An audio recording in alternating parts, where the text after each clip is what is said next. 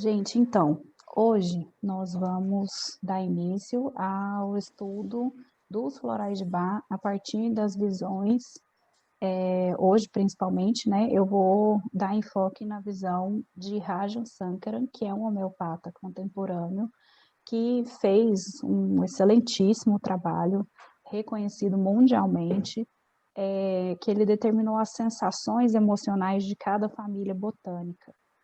Eu também vou entrar em alguns aspectos da antroposofia, porque nós falamos muito nos nossos encontros, no conteúdo que eu compartilho no Instagram e também aqui no grupo de estudos sobre a antroposofia. Então, no início da apresentação, eu vou falar qual a importância da gente elevar o nosso nível de estudo, ampliar essa essa visão, né, que estende ao âmbito do conhecimento deixado pelo Dr. Bach e do conhecimento que a gente encontra nos livros de florais, nos cursos, para poder ampliar o nosso entendimento da prática clínica, que é o maior desafio, né, da leitura do cliente, de como a gente prescrever, como a gente encontrar o remédio no cliente.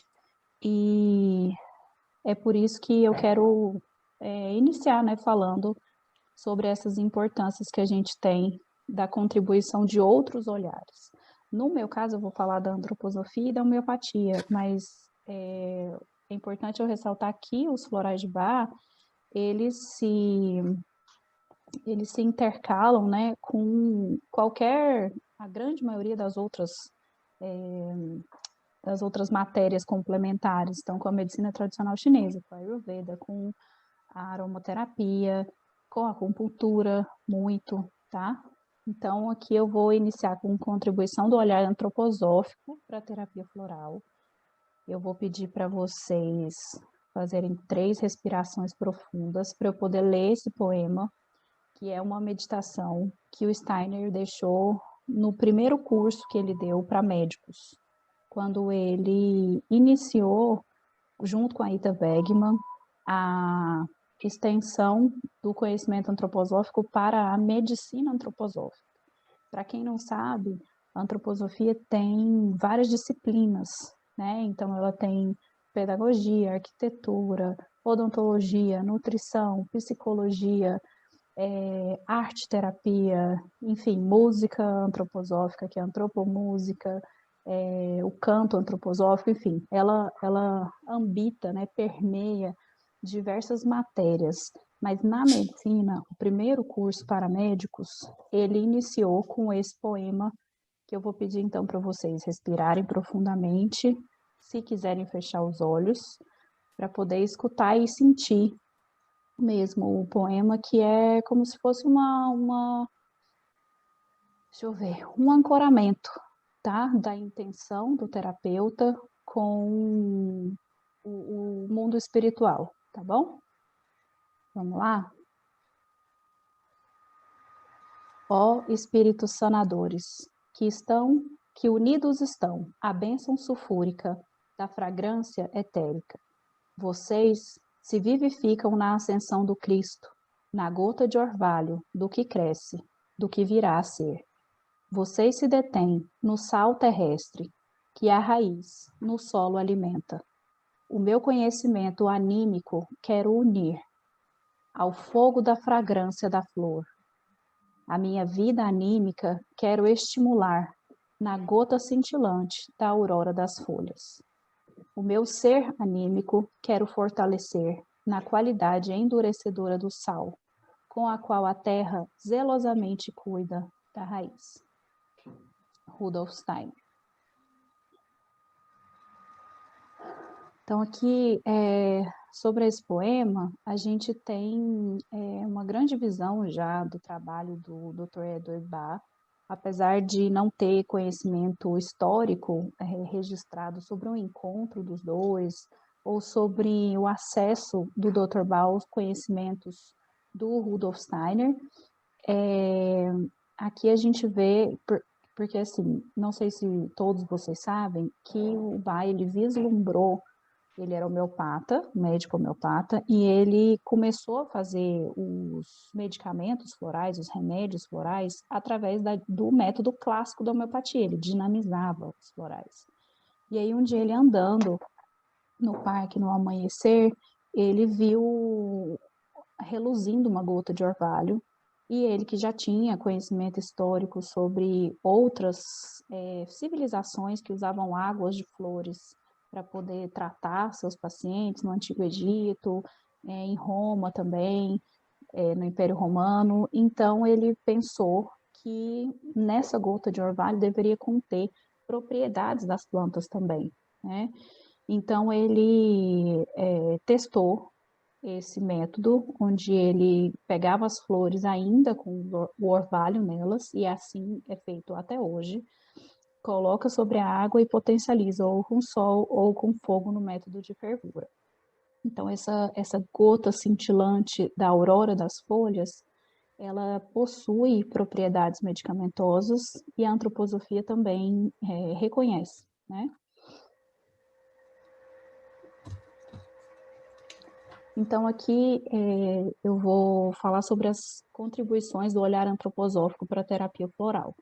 Na aula que eu dei no YouTube da Fernanda, da Evoluir no Amor, que está aí, a Fer Serra, ela até me passou o link da aula, depois eu vou postar no canal meu do YouTube para vocês terem acesso, mas eu acredito que a grande maioria que está aqui viu. Então, eu falei de várias nuances do olhar antroposófico que permeiam e contemplam a terapia floral quando eu entrei no nível da trimembração da planta e a imagem do homem na postura invertida. Quem não assistiu essa aula, assista, porque eu não vou entrar nesse âmbito aqui, tá? Aqui eu vou falar de como o olhar antroposófico vai ajudar a nossa observação do cliente, tá? O que Rudolf Steiner deixou para a gente conseguir aplicar de maneira prática, né, o nosso olhar quando a gente está diante do paciente na consulta, do cliente ou paciente, o método, o nome que vocês quiserem chamar. Então, assim, eu vou falar de algumas contribuições, são várias, né? E a primeira delas que me encanta muito é que o Steiner deixava que para você ser um bom médico antroposófico, você tem que priorizar a autoobservação. Então, o caminho do médico é um caminho interior. E aqui, quando eu falo médico, eu vou englobar todos os terapeutas, porque a tradução do alemão para o português, a gente tem algumas diferenças, né? Porque não são todas as palavras em português que contemplam o significado das palavras em alemão.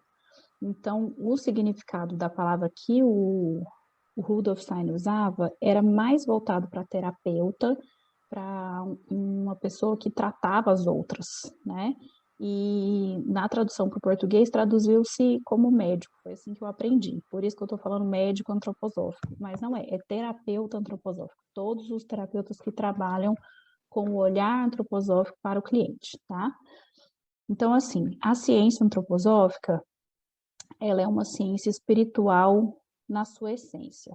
Isso significa que o objetivo principal do Rudolf Steiner era pegar toda a ciência materialista, né, que é a ciência que a gente conhece, do estudo de órgãos, das pessoas, né, até das emoções, da psicologia de Freud, de Jung, e mostrar o que estava de espiritual por trás. Então, a antroposofia, ela não exclui a ciência tradicional, ela não renega, mas ela amplia, visto que a descrição material das coisas, elas não acrescentam tanto para nós em termos de evolução do conhecimento, quanto o olhar para os processos espirituais. Então, eu vou exemplificar bastante o que eu estou falando, tá? E eu queria dizer para vocês que essa questão de ser uma ciência espiritual, uma união entre o que é ciência e o que é conhecimento do espírito, ela não envolve, ela não passa por sensações que a gente vê em religiões espiritualistas. Então, não tem fenômenos mediúnicos aqui, tá? O que o Steiner fala de espiritual é um espiritual que vai ser atingido através da conexão do ser humano com o seu próprio espírito.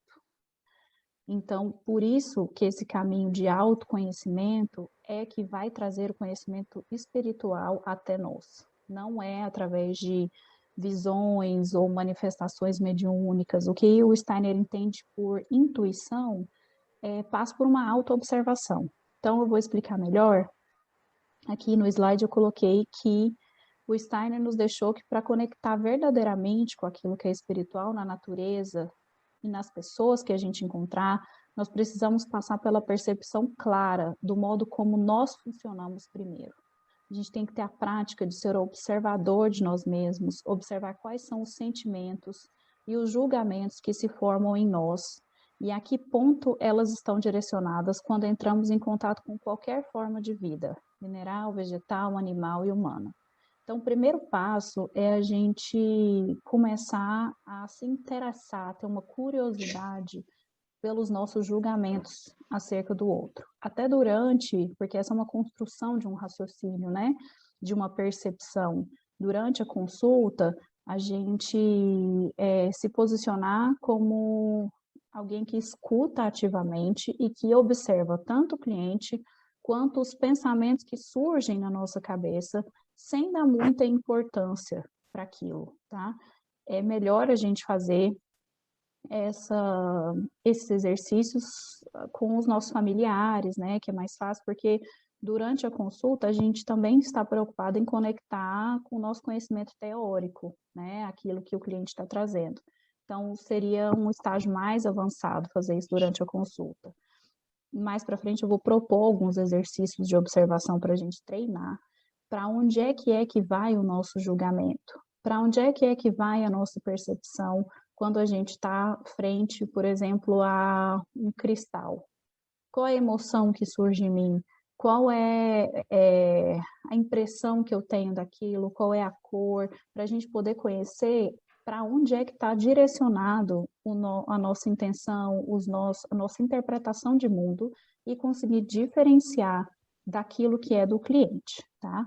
Então, nós vamos construir a habilidade de perceber a própria atividade mental, os movimentos que a nossa mente faz.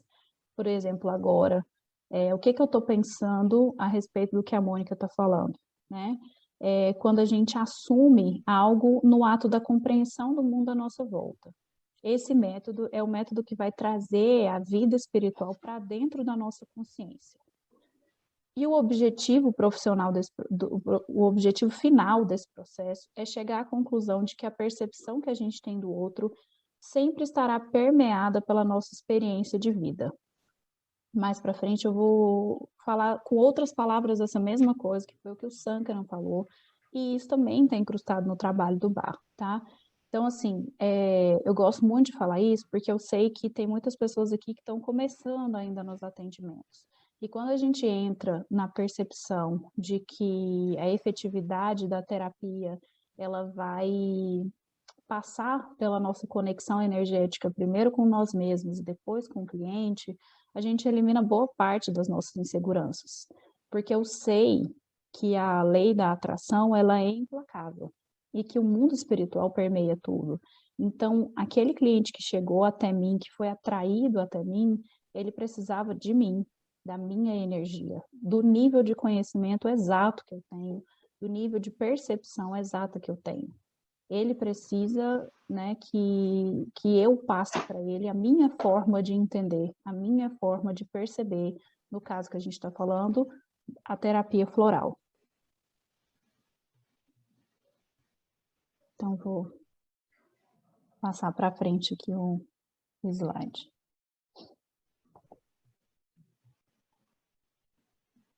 Então, aqui, eu digo que na ciência antroposófica a gente tem que literalmente transformar o nosso pensamento de mero julgador e associador de fatos para um observador interno que nos acompanha pelo caminho da compreensão de um outro indivíduo que chega até no consultório. Nos livros do Steiner, ele sugere que a gente pegue desenhos a lápis ou peça para alguém conhecido nosso, pegar um desenho a lápis e apagar ele no meio. Por exemplo, esse desenho dessa flor que está aqui, a gente pegaria ela cortaria bem aqui, né, no caule da folha aqui, no meio da figura, e desenharia o resto, tá? Para a gente ver, sem ver a imagem anterior, não precisa ter habilidades artísticas, é só para a gente ver, se você não quiser pôr no papel e fazer só o exercício mental, só para a gente observar para onde é que a nossa imagem vai, qual é a forma que a gente reproduz.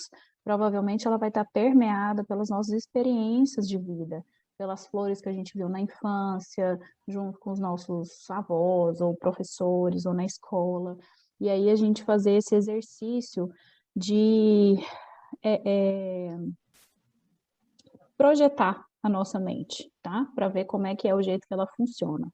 Um outro exercício de percepção do espiritual nas coisas é o exercício de campo, tá? Então a gente começar a ter o hábito de olhar para as plantas sem julgamento. O Steiner fala num dos livros de olhar para os galhos. Então você pega um tronco de uma árvore e começa a observar, passa a mão com tato, com cheiro, né? E ver como é que os galhos surgem. E tentar imaginar como é que a planta teve o impulso de formar um galho, para que é que ela fez esse impulso, esse movimento, o que que isso muda na vida dela, e depois acompanhar os galhos e ver a formação de folhas, né, se ela é intercalada, onde é que nascem os botões, se ele é grudadinho no galho, ou se ele leva uma nova haste. Isso tudo vai fazer a gente conseguir observar os processos espirituais por trás da forma. E assim, depois a gente estender para o nosso cliente, tá? Outra coisa que eu queria falar para vocês é que o nosso grupo de estudos não tem o objetivo de ensinar antroposofia para vocês, né? O curso de antroposofia básica são 10 meses e qualquer formação que você vai fazer em antroposofia são 4 anos, mais 4 anos. Então, nem se eu quisesse passar aqui o que é antroposofia como um todo, eu não conseguiria, mas eu quero pegar os aspectos que nos ajudam dentro do consultório, nos ajudam a perceber as essências florais. Nos nossos próximos encontros eu vou continuar nessa linha de raciocínio para a gente analisar mais as plantas, e a gente conseguir transferir esse olhar para a terapia floral, tá? Então, esses exercícios que eu estou passando para vocês são inúmeros exercícios meditativos de formação da imagem, de observação dos processos, e eu estou trazendo o que é correlacionado na minha interpretação com os florais de Bach.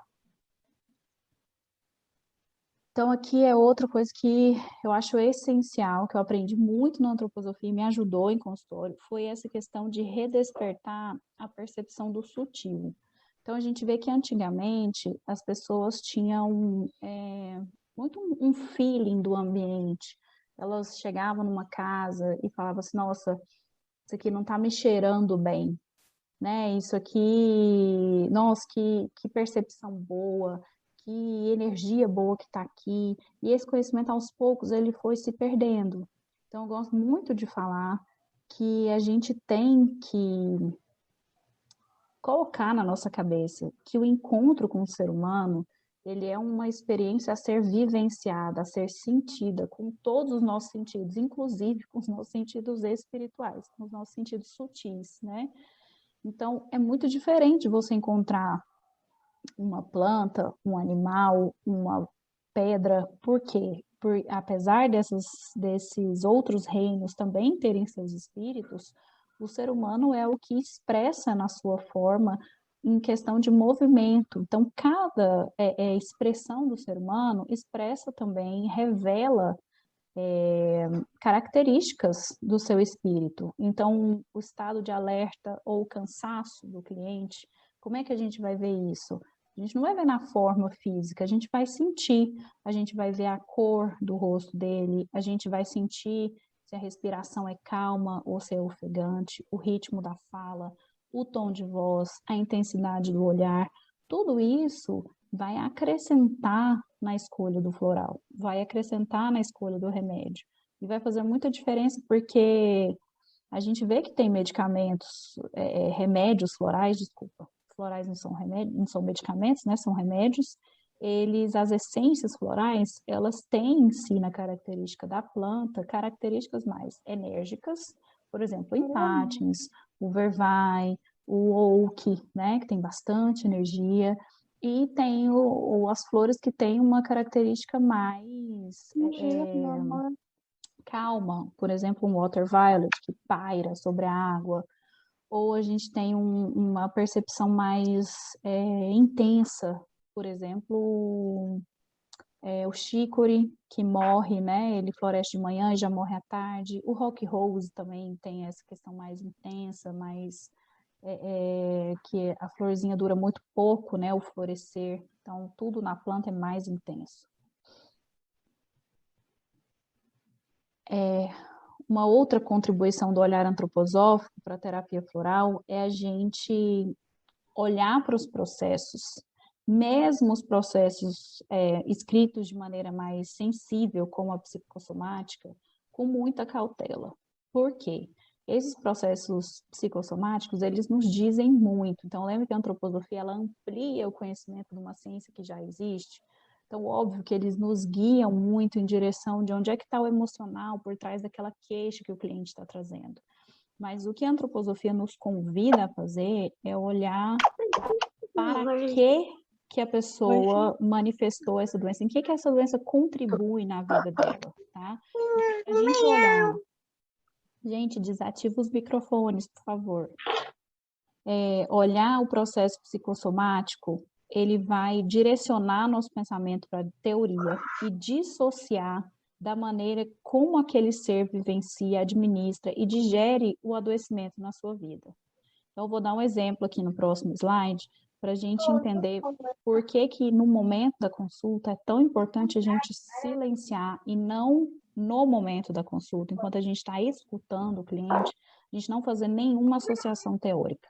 Porque a gente precisa perceber o ser integral, a totalidade dos sintomas, estar 100% entregue, porque é como se fosse a visão, por exemplo, de um elefante, que ele é muito grande, tem muitos detalhes. Se eu olho para o elefante só de frente, eu vou ver ali a trompa, as orelhas, os olhos, né, e um pedacinho das pernas.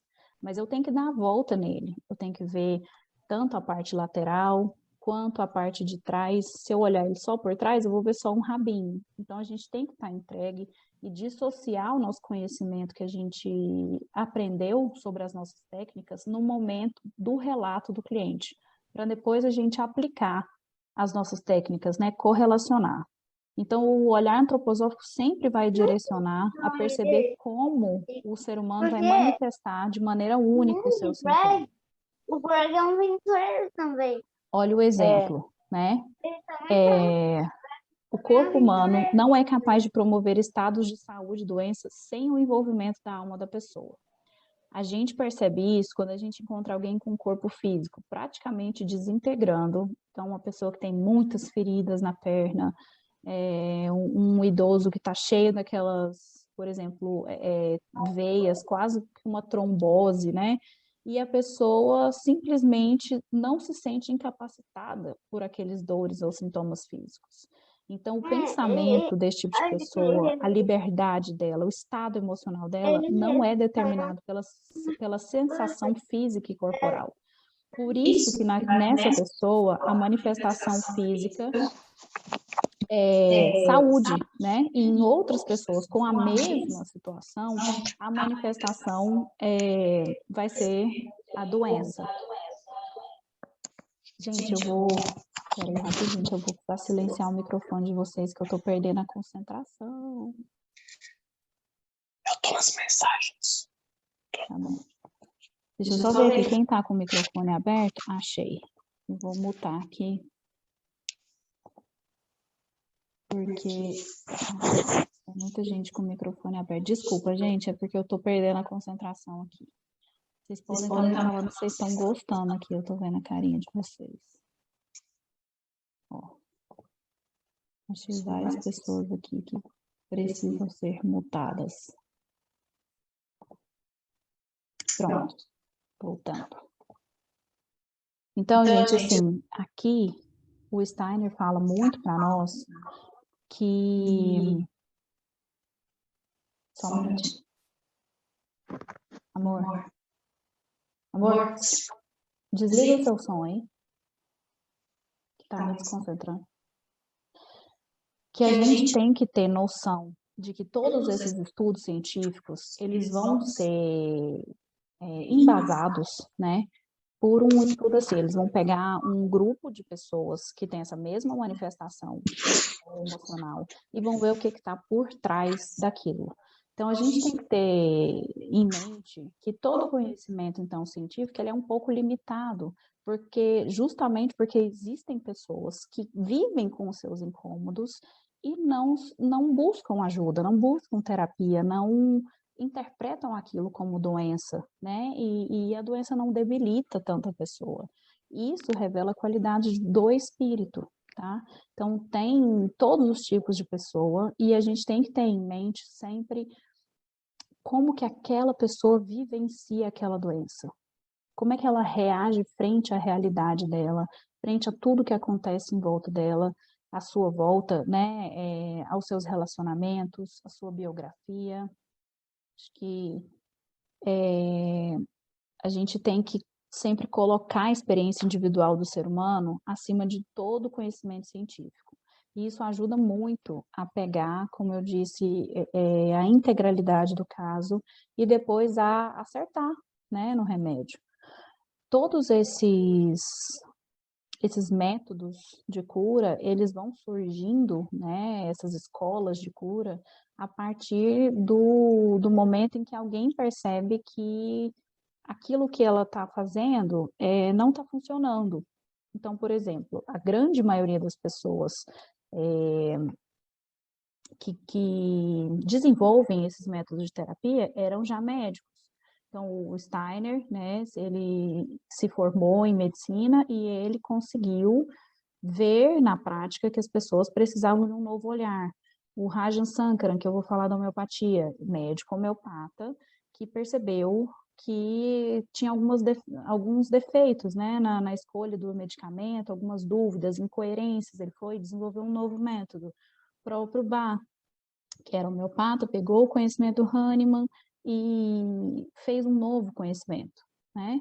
E o próprio Hahnemann, que é da homeopatia, que eu vou entrar no âmbito da homeopatia agora, ele tem uma história muito curiosa, porque ele era médico, alopata tradicional, e ele começou a ter uma angústia muito grande por ele ver que os tratamentos era intoxicar as pessoas, que muitas pessoas, depois que ele aplicava o tratamento, elas voltavam piores ou elas surgiam com novos sintomas, resolvia uma coisa, piorava outra, que é completamente atual, né? A gente vê muito isso nos dias de hoje. Então, ele desistiu de ser médico, desistiu da medicina e ele foi virar tradutor. E quando ele estava fazendo traduções de texto, porque ele falava 6 línguas, ele se deparou com um relato de um medicamento de uma pessoa que estava com malária, e ele viu que os sintomas da pessoa, ele teve um insight, né? Eram exatamente relacionados ao sintoma de intoxicação por quina officinalis, que é um remédio. E aí nasceu a homeopatia.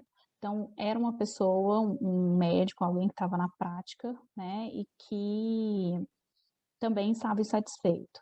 E tem outras terapias milenares, elas também vão trazer o mesmo desconforto. Então, é um desconforto que vai surgir, que vai dar origem a novos jeitos de olhar a saúde humana, tá?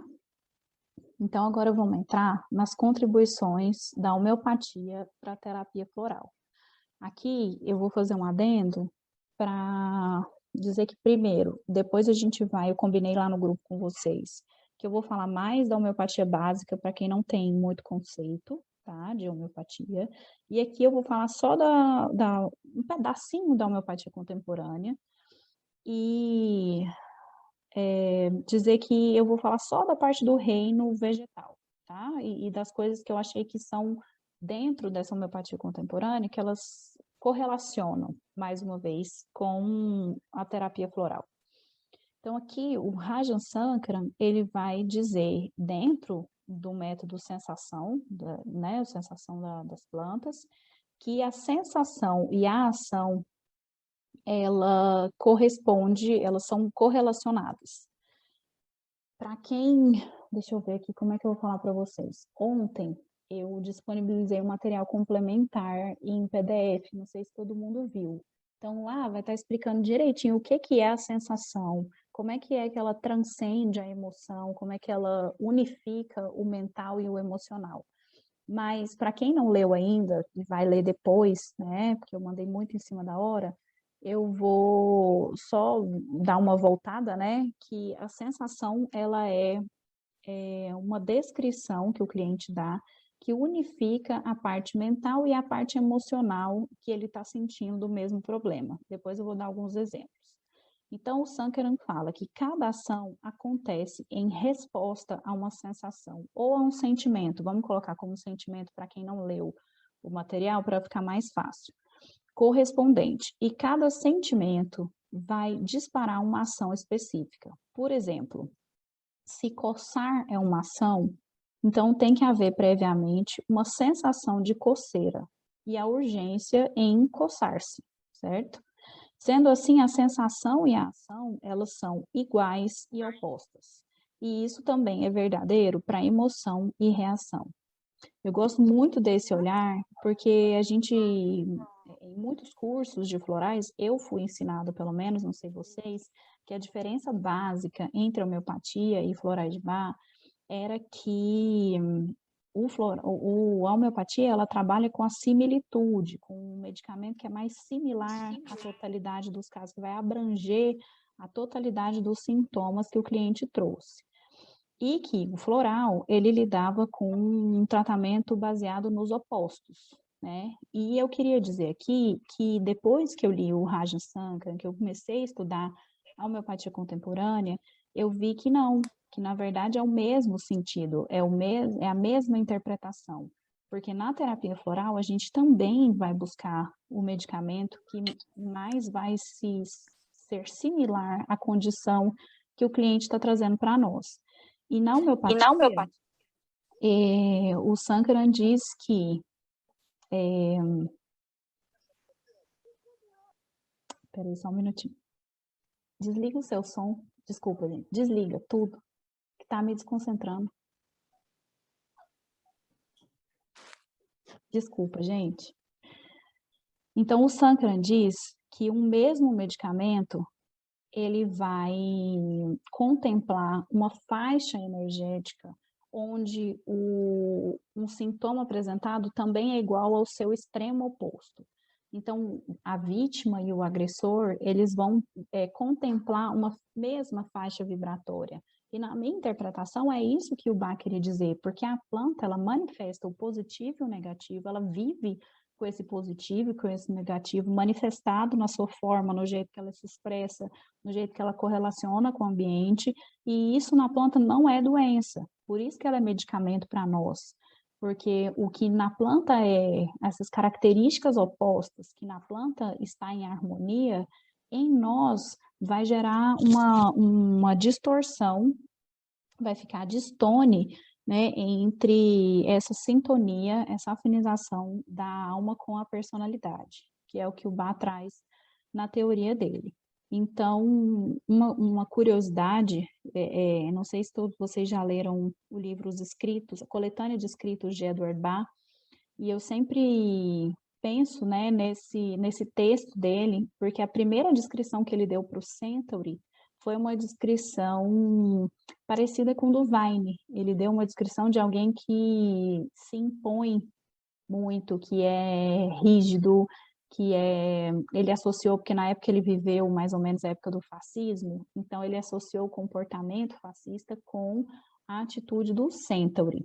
E depois, lá na frente, né, anos depois, ele modificou e colocou o extremo oposto, que é a sensação de ser capacho, de ser dominado. Então, essa relação dominante-dominado, dominador-dominado, ela está presente numa mesma essência floral. A gente consegue encontrar pessoas que estão desequilibradas, né, mas elas têm essa mesma vibração dentro delas, tá bom?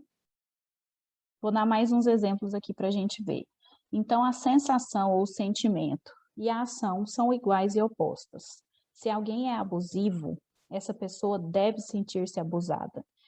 Isso, gente, contribui muito na hora do entendimento do caso do cliente, de ver o que está ali na entrelinha, o que motiva realmente a ação dele, né? Por que ele é tão abusivo com as pessoas, agressivo com as pessoas? É porque, primeiramente, ele sentiu-se abusado. Então, um empate, ele só vai ter as explosões de raiva, né? E vai acelerar ou isolar-se, porque é um floral da solidão, quando ele tiver primeiro a sensação de que as pessoas são devagar, né?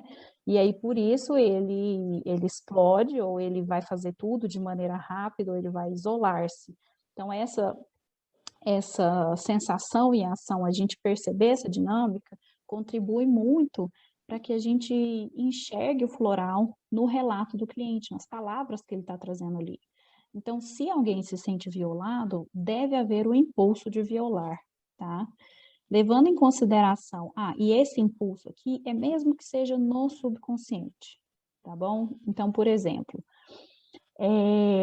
se uma pessoa chega até mim falando que ela se sentiu violada ela foi muito ofendida por um primo ou por um tio, então ela vai falar para mim que aquela pessoa é agressiva, a pessoa é ofensiva, e que ela se incomodou muito com aquilo, e que ela nem dormiu pensando naquela ofensa, e vai ter todo aquele transtorno. A gente deve ver essa fala como um desejo muito forte que a pessoa tem de se impor, mas ela não se impõe, ela não reage, e por isso ela se sente incomodada pelaquela pessoa que fala o que pensa. Então, como a pessoa tem muita vontade de falar o que pensa, mas ela não fala por algum motivo, que é aí que a gente vê a distorção, né, a desconexão entre a vontade da alma e a personalidade. Então, algum motivo fez com que essa pessoa cerceasse as suas próprias vontades e a sua própria liberdade de expressão.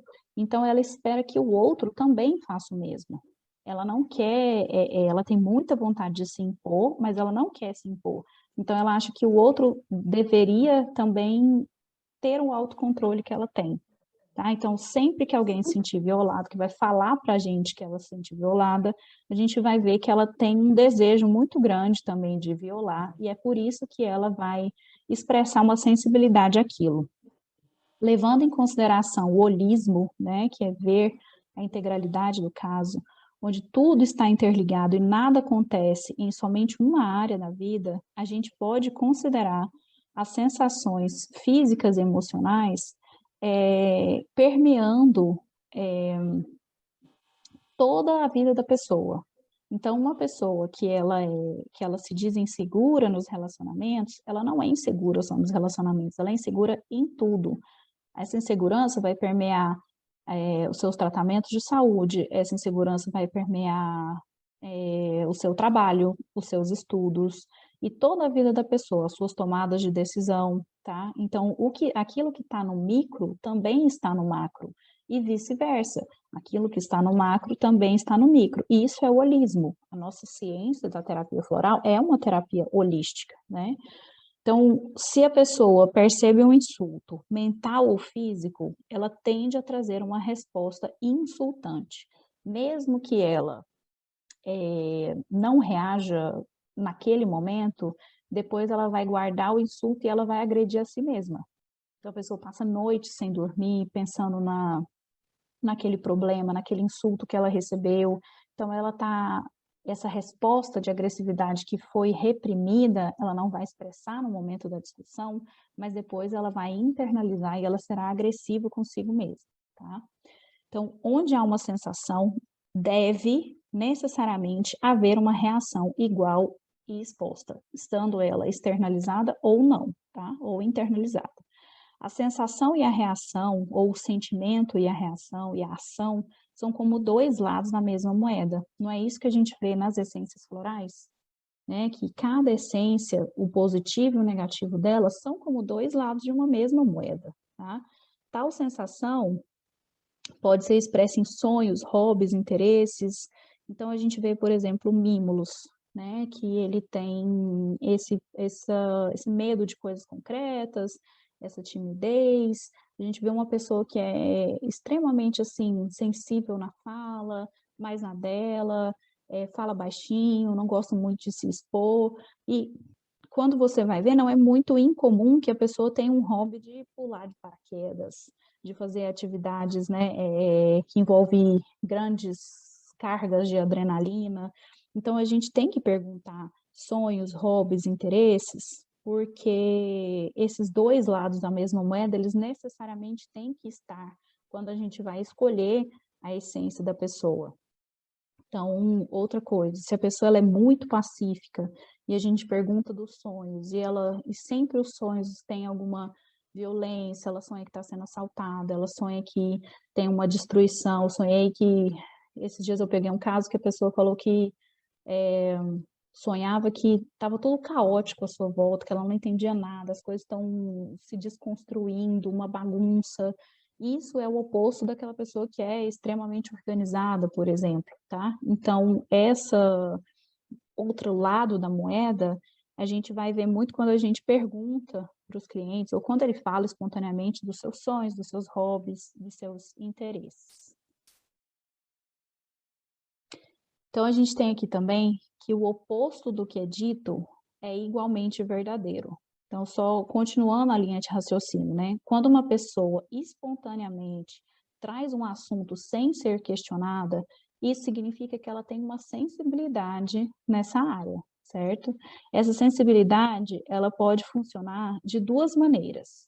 Por exemplo, se o paciente expressa uma enorme falta de confiança de falar em público, isso significa que ele é sensível a isso, mas ao mesmo tempo existe o potencial para ele ser um excelente orador. Então, eu sempre falei muito, que aqui tem muitas pessoas que foram minhas alunas, que, por exemplo, o Chicory, ele tem essa possessividade, né, esse apego, essa constrição nos relacionamentos, ele quer que as pessoas estejam sempre perto deles, né, esse fundo de carência, mas essa pessoa, ela é a que tem o maior potencial para doar-se incondicionalmente. Essa é a missão da vida dela, essa é a missão da alma dela. Assim como, por exemplo, o Escleranthus, ele veio com essa lição na vida dele, com essa missão da alma dele de ser capaz de decidir. Então, não é incomum eu ver uma pessoa que é extremamente indecisa, né, que é próxima a mim, e que, ao mesmo tempo, ela é uma pessoa que construiu tudo na vida dela sem questionar. Então, ela é indecisa em alguns âmbitos. Em outros âmbitos, ela é muito certeira. Então, o tema decisão, ele veio para as pessoas que têm a alma escleranthus, né? A pessoa que tem, que a gente vê na homeopatia também, esse medicamento único como o molde energético que vai delinear a vida dela. Então, ela tem essa missão. E quando a gente trata, pode ser que surjam outras camadas, né? Então, ela já resolveu aquilo ali e ela vai estar apta a mudar, né? Então, a homeopatia contemporânea, ela transcende a homeopatia clássica, que foi a deixada por Hahnemann, muito nesse quesito também do medicamento único. Então, o Hahnemann, assim como o Bach, a gente nunca pode esquecer que o Bach era homeopata e que nos 12 curadores, então o Bach diz que cada pessoa tem uma só essência floral, que é a sua missão de vida, que é o seu curador, tá? E assim como Hahnemann disse, mas os homeopatas contemporâneos, e é a minha percepção sobre os florais também, eles dizem que se o Hahnemann tivesse vivo até hoje, uma coisa que ele iria certamente modificar é essa questão do medicamento único, tá? Porque a gente vê que a pessoa se modifica em certos momentos da vida dela, ela foi muito chicore, ela precisou aprender essa lição da alma, do desapego. E depois que ela aprendeu, ela está apta para mudar a vibração. E aí outro desafio será lançado. Ela pode passar para o desafio de lidar com a própria intuição, de confiar em si mesma. E aí essa hesitação que a gente vê presente no Cerato, né? Que ele decide uma coisa e duvida de si mesmo, que já tem essa nuance com esclerantos, mas a gente tem que perceber que esse conflito que está presente nos 12 curadores, ele, ao meu ver, não vai ser um conflito só para o resto da vida. Que a gente tem mecanismos de evolução, assim como a gente tem mecanismos super complexos de adoecimento, né? Então, outra coisa que a gente tem que ver nas terapias, em todas hoje em dia, é o estilo de vida da pessoa, porque nós estamos trabalhando com essências energéticas, puramente energéticas, e nós temos que aprender outras matérias como estilo de vida saudável para a gente conseguir passar ao final de uma tomada de casa, ao final de uma consulta, esse conhecimento para o cliente, porque o modo de vida da pessoa que ela não tem, por exemplo, a poluição, a gente usa o tempo inteiro cosméticos que têm derivados tóxicos, os agrotóxicos, são todas as coisas, o estímulo mental excessivo, o excesso de eletrônicos, a insônia, que é uma epidemia de insônia, as pessoas não dormem bem mais. Esses são processos do homem contemporâneo, que não tinha tanto na época do bar. Lá em 1910, as pessoas tinham necessariamente uma vida mais pacata, por mais que tivessem vida em indústria, né, elas não tinham tantas questões até da alma mesmo para resolver, né? Hoje a gente vê muitas pessoas que transcenderam esses conflitos de doença física e elas já buscam o conflito de quem sou eu, qual é a minha verdade, o que eu vim fazer nessa vida. E esses conflitos, eu garanto para vocês que eles não tinham muita evidência na época que o Dr. Bach, o Rudolf Steiner, que o Hahnemann, eles estavam elaborando, né, os seus jeitos de ver a medicina, tá? E de ver a doença e a cura. Então, a gente tem necessariamente que indicar ao cliente que diminua a quantidade de industrializados, que ele durma melhor, que ele cuide minimamente da sua saúde intestinal, porque não adianta a gente... Como é que eu vou falar isso para vocês? Eu vejo que esse estilo de vida caótico, ele é um impedimento para a ação energética do remédio, sabe? Porque a pessoa, se ela não mudar o ambiente, é muito provável que ela não vai ter bons resultados. Ela pode ter um alívio ali momentâneo, mas ela não fez grandes mudanças, o remédio não conseguiu fazer grandes mudanças no corpo energético da pessoa, porque o estilo de vida dela não permite, tá? Então, a gente tem que recomendar bons hábitos para os nossos clientes, tá? A gente precisa ter esse conhecimento de indicar bons hábitos. E muitos sintomas físicos, eles só vão ser melhorados, até emocionais, vamos dizer. Hoje a gente sabe já que a depressão está amplamente relacionada com desbiose, que é uma disfunção no intestino. Então, se essa pessoa não conseguir melhorar a saúde intestinal dela, a produção de serotonina via físico, sem medicamento, tá? Ela vai ter muita dificuldade de ter resposta com o nosso tipo de tratamento, tá? Porque nós vamos alterar a rede energética para aquela pessoa. Então, a gente fala que o remédio homeopático, floral, antroposófico, ele vai fornecer um molde, eu já falei isso para outras pessoas, um molde, um caminho, um vislumbre, uma porta aberta que a pessoa vai ter que preencher com atitudes, né? Então, nós vamos estimular ela no momento da consulta a receber, a fazer a parte dela em questão de modus vivendi, do modo, do estilo de vida, para que o remédio consiga fazer a ação dele. Outra coisa que na homeopatia tem, que eu vou entrar já já nos miasmas, né, que permeia muito e altera muito o efeito dos medicamentos energéticos, é justamente a supressão de doenças que a gente tem com excesso de uso de medicamentos alopáticos. Vocês vão ver que toda a base da homeopatia clássica de Hahnemann consequentemente também da de Bach e do Steiner, vem da supressão de doenças, tá? Todo o miasma que eu vou falar, muitos de vocês nunca ouviram falar de miasmas, mas eu vou falar o que que é. Todo miasma, ele contempla a supressão de uma doença. Então, a pessoa que recebeu um medicamento alopático e ela não tratou devidamente, não curou essa doença, e essa doença, como ela é uma vibração, ela não vai embora. Ela está impedida de ser manifestada no físico, mas ela ainda existe no espiritual. E isso vai acarretar o surgimento de novos sintomas. Muitos desses vão ser apresentados em termos de comportamento físico, de comportamento emocional, de pensamentos, de sentimentos, tá? Esse postulado aqui também da homeopatia contemporânea, eu acho incrível, tá? Para a gente ampliar o nosso olhar no consultório, que é o de que não há nada, nem ninguém, além de mim mesmo, tá? Então, se uma pessoa percebe qualidades nas outras, é porque ela é sensível a isso. O indivíduo percebe somente o que ele tem sensibilidade para perceber. Ele não vai perceber aquilo que ele não tem sensibilidade, porque não está disponível para ele, o olhar dele não está direcionado a isso. Vou dar um exemplo pessoal meu. Quando eu vim para a Bulgária a primeira vez, eu não tinha filhos, né? Então, eu vim com meu marido para a gente poder se casar. Eu lembro de eu não ver criança na rua.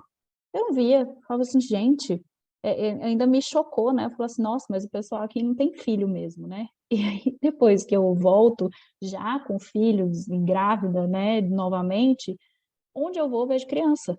Então, o nosso olhar está muito direcionado para a nossa percepção da realidade. A gente tem uma grande ação interna que altera a nossa percepção das coisas. O Steiner falava muito isso, que é outra coisa, né, que a gente consegue ver na prática, como é que eu vou explicar isso? Como é que o espiritual é que comanda todo o nosso corpo físico? Porque, por exemplo, o olho humano, ele é um só. Eu posso ter até alguma disfunção, mas miopia, por exemplo, mas vamos falar de um olho humano saudável. Então, o olho humano saudável, ele é capaz de captar a luz da mesma maneira, todos iguais. Mas a percepção nossa sempre vai estar alterada pelo nosso mundo interior. Então, Steiner falava que ninguém vai observar, se eu colocar aqui para vocês, na frente de vocês, essa essência floral aqui, e falar para vocês olharem e fazerem uma imagem, fecharem os olhos e reproduzir mentalmente o que que vocês estão vendo, o que que vocês viram. Então, observa aqui por 1 minuto esse frasco. Agora, fecha os olhos e reproduz internamente o que que você viu. Ninguém. Ele falava que assim como a nossa impressão digital, a nossa habilidade de ver, a nossa visão, ela é tão singular quanto a nossa digital. Ela é tão única, porque ninguém vai ver da mesma forma a mesma coisa. Ninguém consegue atingir esse nível de correspondência. Justamente porque é o nosso espírito que faz a visão acontecer da maneira como ela acontece. Sem o espírito humano, nós teríamos a visão, assim, a interpretação da imagem, até como a gente fala, né, estudando a fisiologia, de cabeça para baixo, porque a imagem que chega para a gente é invertida. Então, o nosso cérebro, comandado pelo nosso espírito, é que vai fazer a nossa percepção da realidade, do mundo. Então, ó, as pessoas reagem de maneira igual e oposta ao que elas percebem. Também está muito no floral. De acordo com o primeiro conceito de que uma sensação e uma reação são iguais e opostos. Então, o sentimento e a ação da pessoa serão iguais e serão opostos, do mesmo jeito que a gente vê na essência floral. A pessoa que percebe o insulto vai reagir de maneira igual e oposta ao insulto, ou pelo menos esse é seu instinto. Vendo um aspecto seu em outra pessoa, ela se torna reativa. Tudo mais está fora do seu campo de percepção. Ele vê todos como um espelho refletindo a sua própria sensibilidade. E além disso, a outra pessoa não existe. Portanto, não há ninguém além dele mesmo.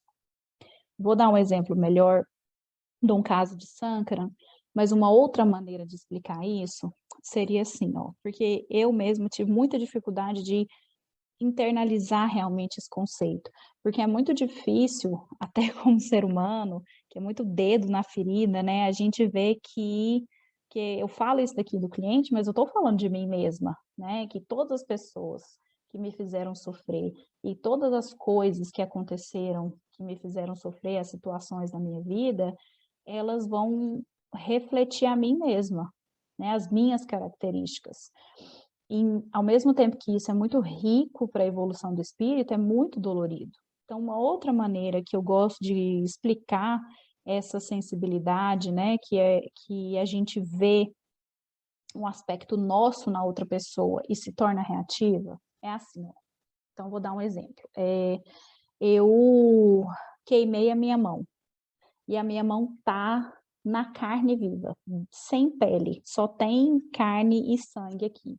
Então, eu queimei, eu tô com essa ferida aberta e eu tô desesperada porque eu tenho que sair para trabalhar, meu filho tá chorando. E aí, o que que eu faço? Eu vou colocar uma luva nessa mão minha machucada e vou sair para os afazeres do dia a dia. Essa ferida, ela tá coberta, certo? Por essa luva. E aí eu encontro alguém na rua, uma pessoa que ela vai sei, querer me cumprimentar apertando na minha mão. Assim que ela apertar na minha mão, eu vou soltar um grito, porque a minha mão tá na carne viva. A minha ferida tá exposta, tá aberta. Mas aquela pessoa não sabe que a atitude dela, que a preferência dela de me cumprimentar apertando a mão é uma coisa que vai me machucar. Por isso que não existe nada nem ninguém além de nós mesmos. Porque as outras pessoas, elas só são o que elas são. Se aquilo incomodou a gente, é porque tem uma ferida na gente. Então, nós vamos ficar com muita raiva da pessoa, porque essa pessoa tem que apertar a nossa mão. Por que que ela não cumprimenta? Por que que ela não cumprimenta a gente com um tchauzinho? O que que custa? Que mania é essa de ficar me encostando? Que saco? E blá, e blá, e blá. E aquela construção mental, né, que a gente tem acerca dos nossos problemas, as confabulações, né, o conceito de confabulação, ele é uma história que a gente conta para nós mesmos com a intenção de ser verdade, mas não é, né? Então, outro exemplo que eu gosto de dar deixa eu abrir aqui a câmera que eu fechei para eu ver vocês, para eu ver a carinha de vocês, para ver se vocês estão me entendendo. Uma outra historinha que eu gosto de contar é, por exemplo, eu tô precisando ir no médico e não tem ninguém para ficar com meus filhos e a pessoa que vinha para me ajudar, seja meu marido, minha sogra, furou comigo, eu tô desesperada, eu preciso ir no médico e eu ligo pro meu marido e falo assim, amor, eu preciso que você venha para casa agora porque eu tenho médico, eu não posso faltar essa consulta. E ele fala, não, passa, liga pro meu irmão que eu sei que ele tá em casa e deixa as crianças lá um pouquinho que ele olha elas para você, eu sei que hoje ele tá de folga. Aí eu vou lá, ligo pro irmão dele, né? E deixo meus filhos lá. Quando eu vou buscar, na hora que eu tô colocando as crianças no carro, ele olha para baixo e solta um suspiro. Ele faz assim, ó. Quando eu escuto aquilo, eu já falo assim, porque a minha dor, né, de não gostar de precisar de ninguém, a minha ferida aberta, eu já vou para casa pensando assim, dou um tchauzinho sorrindo e vou confabulando. Falo, tá vendo? Eu sabia que eu não podia contar com ele. Ele sempre fez isso, ele sempre achava ruim ficar com as crianças. Tenho certeza que os meninos deram trabalho para ele. Nossa, essa Caterina tá dando trabalho, eu não sei mais o que eu faço com essas crianças. E aí eu chego na minha casa, meu marido já tá lá, e ele fala assim, ah, amor, o que você quer jantar? E eu já solto um grito logo, tudo nessa casa sou eu, não tem janta. Tudo isso porque eu fui incapaz de realmente ser eu mesma e de esclarecer a situação. Na hora que meu cunhado fez eu podia ter falado assim, nossa, cunhado, os meninos te deram trabalho, né? Nossa, desculpa eu ter te incomodado, eu vou fazer de tudo para não acontecer de novo, mas obrigada. E ele poderia ter me respondido assim, não, Mônica, imagina, é porque assim que você tocou a campainha, eu recebi a resposta de que, sei lá, uma apresentação que eu estava esperando que fosse feita hoje foi cancelada de novo, enfim, eu não estou aguentando mais essa situação. E ele deu, na verdade, o suspiro, porque ele estava pensando em outra coisa da vida dele. E eu, com a minha ferida aberta, com a minha ferida exposta, confabulei, criei na minha cabeça situações imaginárias, né, que eu penso que são verdadeiras, mas que não são, e que vão causar um sofrimento enorme.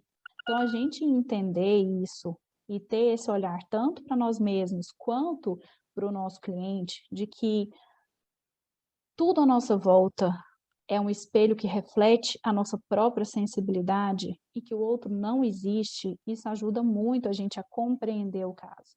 Porque às vezes a pessoa está falando, ainda mais, vocês vão ler o material que eu mandei complementar, que o método de tomada de caso homeopático, ele é um método que deixa a pessoa falar livremente, né? Tem pouquíssima interferência do consultante, né? Do terapeuta. Então, muitas vezes a pessoa fala de forma muito confusa. Ela não tem sincronicidade dos fatos. O último caso que eu peguei, a pessoa falava que o pai era alcoólatra e batia na mãe, mas ela era um xodó com o pai, mas aí o pai morreu há 5 anos, aí depois ela falava que o pai morreu em 2019. Eu falava, mas não era há 5 anos? E tinha tanta contradição. E a gente ter muito bem embasado que não existe nada e nem ninguém além dela mesma, que ela só está falando dela mesma quando ela está descrevendo as circunstâncias, ajuda demais na compreensão do caso. Deixa eu dar mais um exemplo aqui para vocês, né? Aqui já do Dr. Sankara. Então, ele fala que ele tratava uma família, que era uma mulher, as suas 2 filhas e as suas noras. E cada uma era tratada separadamente por ele. Então, essa família procurou. E, ao seu próprio jeito, elas descreviam a mulher, mãe ou sogra, tá? Cada descrição era tão completamente diferente que era difícil acreditar que se tratava da mesma pessoa. Ficou claro, então, que cada um revela a sua sensibilidade e então fala de si mesmo muito mais do que fala sobre a outra pessoa.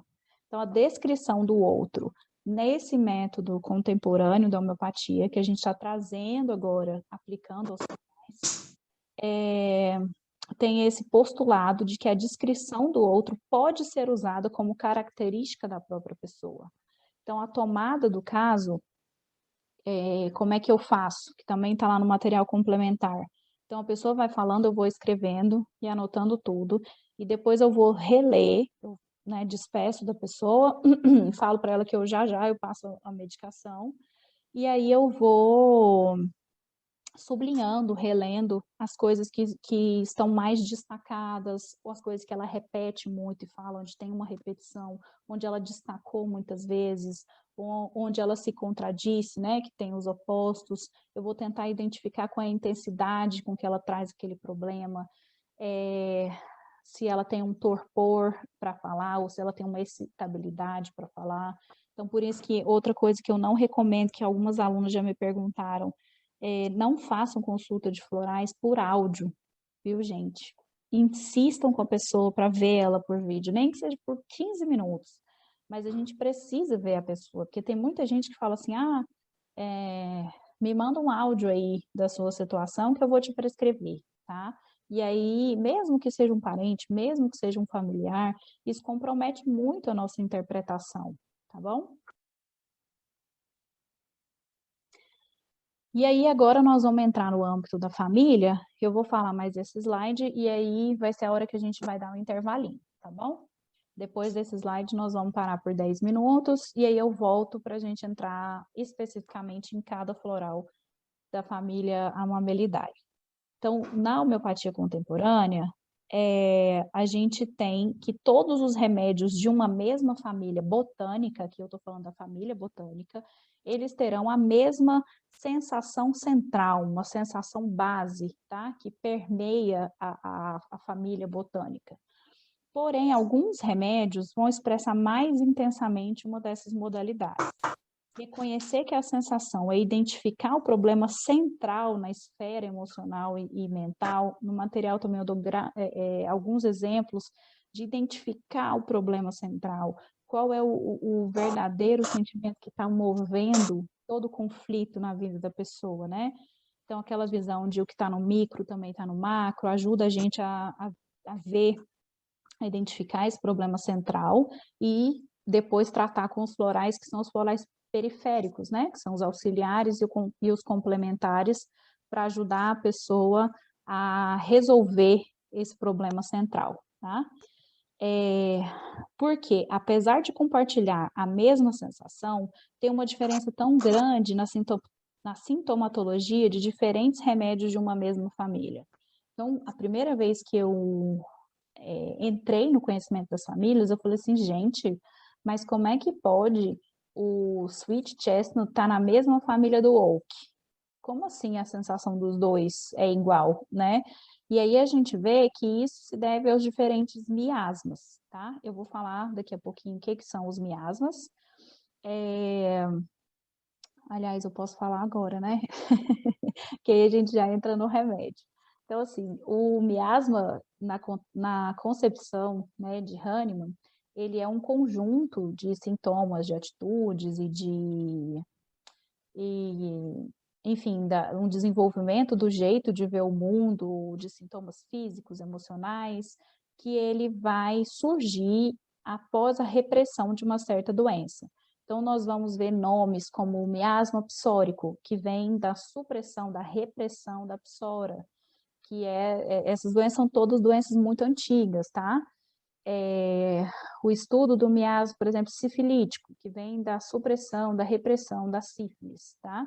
Então, cada uma dessas plantas, na visão homeopática, ela tem um miasma regente, uma supressão de uma doença que não precisa ter sido nessa vida, ou se não quiser estender para o entendimento de múltiplas vidas, a gente pode perceber a construção inicial de um miasma nas gerações, tá? Então, eu venho de uma geração que vem reproduzindo esse tipo de comportamento e por ser fiel àquela família, já entrando um pouquinho no conhecimento da constelação familiar, pelo desejo de pertencer, eu venho reproduzindo esse mesmo comportamento, essa mesma dinâmica familiar, inconscientemente, que vai gerar os conflitos da minha alma e as doenças físicas. Então, aqui, esse miasma, não quer dizer que eu tive sífilis e nem sabia e tomei medicamento para sífilis, não. Quer dizer que na minha linhagem, né, alguém, em vidas passadas, eu tive essa repressão dessa doença e ela ainda está presente no meu campo energético, determinando todas as minhas ações, as minhas doenças, o meu jeito de ver a vida. É importante ressaltar sempre que o Hahnemann sabia disso, ele desenvolveu isso, e que o Bach também atuava com esse conhecimento de base, tá? Então, toda a base do conhecimento do Bach, ela veio, ele cita, né, no Cura-te a ti mesmo, a grande mãe índia, ele cita a maçonaria, porque ele era maçom. Então, cada uma desses conhecimentos, ele serviu como base para toda a visão que o Bach tinha do cliente. Então, não tem como a gente separar homeopatia de florais de Bach, sendo que o Bach, ele era homeopata, então ele tinha essa percepção miasmática, essa concepção miasmática, e ele usou como base para ele conseguir enxergar no cliente essas doenças emocionais que ele atribuiu, né, como características, que ele correlacionou nas características da planta, tá bom? Então, ou seja, a sensação é comum, então a sensação principal da família vai ser uma, porém, cada remédio, cada planta percebe essa sensação de uma maneira diferente, numa profundidade diferente, num grau de desespero diferente. Ou seja, a sensação da planta ou da pessoa combinada com o miasma vai dar para a gente o remédio, tá?